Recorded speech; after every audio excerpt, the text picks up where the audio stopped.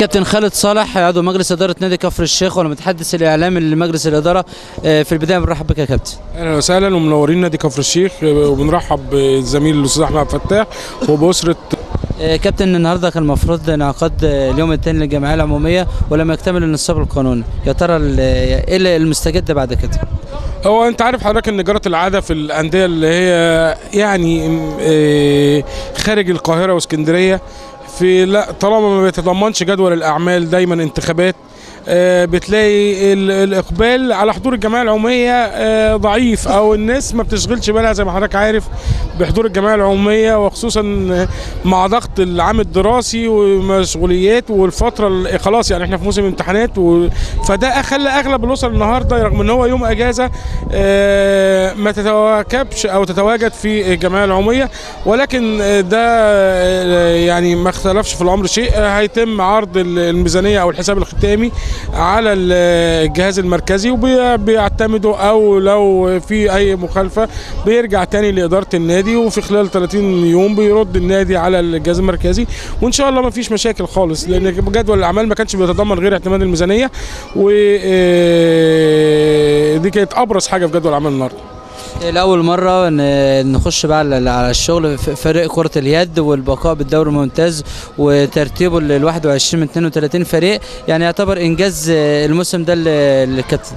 هو طبعا بالنسبه للنشاط الرياضي يمكن كان ابرزه السنه دي او الموسم ده كان صعود الفريق الاول لكره اليد من دوري الدرجه الاولى للدوري الممتاز.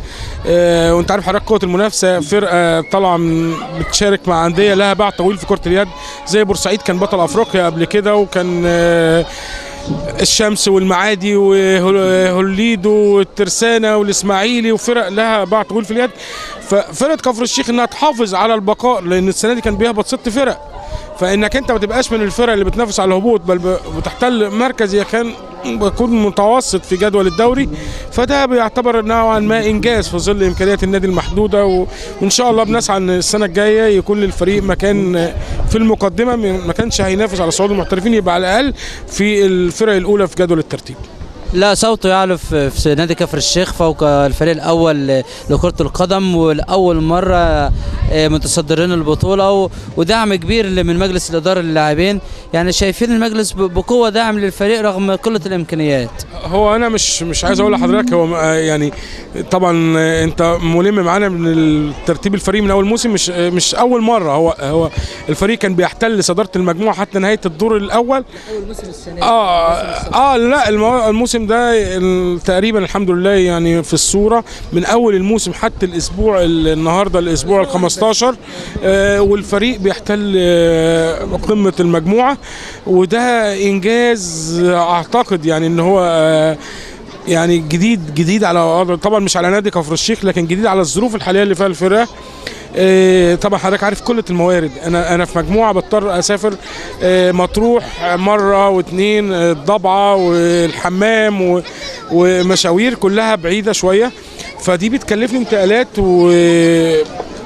عاليه، ومع ذلك الله يعني بقدر الامكان احنا عاملين لائحه يمكن تعتبر اعلى لائحه في انديه الممتاز به، مكافاه الفوز في الفريق في المباراه في حاله احتلال المركز الاول بتوصل 1000 جنيه اللاعب في المباراه الواحده، وده اعتقد الحمد لله مش موجود في جميع انديه الممتاز به باستثناء نادي او اتنين، وطبعا دول من الانديه اللي هي انديه رؤوس الاموال حضرتك عارف يعني. ولكن احنا عندنا مشكله الدعم المادي او التمويل، واحنا من خلالك ومن خلال الموقع بتاعكم بنناشد السيد محافظ كفر الشيخ مستشار محمد عزت عجوة النصر بعين اقول لحضرتك بعين العطف، يعني وصلت ان احنا دلوقتي بنستجديه يقف ورا الفرقه في الفتره اللي جايه، لان عشان نكمل باذن الله محتاجين دعمه المادي والمعنوي، يعني يا ريت كمان يتواجد معانا في المباريات القادمه، وابرزها المباراه اللي جايه مع فريق النادي الاولمبي على ملعبنا، ودي هتبقى نقطه فاصله في مسيره الصعود ان شاء الله. كابتن خالد، المجموعه السادسه بدور القسم الثاني، كفر الشيخ الوحيد اللي بيلعب بره ارضه جميع المباريات، يعني مشكله الملعب ازمه كبيره عندنا في النادي.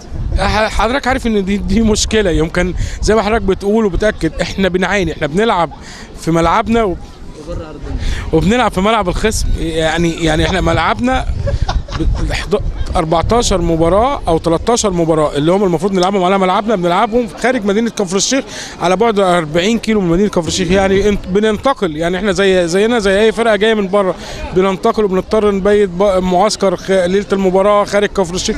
كل دي تكاليف ماديه وتكاليف، وطلبنا من مديريه الشباب والرياضه وطلبنا من الوزاره سرعه الانتهاء من اعمال التجديد في استاد كفر الشيخ، ولكن يعني كان المحدد له في شهر 8 اللي فات.